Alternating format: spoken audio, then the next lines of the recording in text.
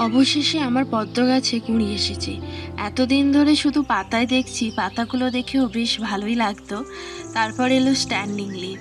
তো তারপরেই হঠাৎ করে একদিন জল দিতে গিয়ে দেখলাম যে কুঁড়ি এসেছে। কোন পটে কোন আইডি বসিয়েছিলাম সেটা আমার মনে নেই।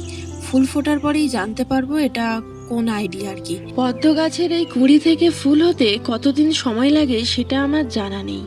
আমি বুঝতে পারছি না এর গ্রোথ ঠিকঠাক আছে কিনা। আপনারা যদি জেনে থাকেন তাহলে কমেন্টে অবশ্যই জানাবেন আমাকে।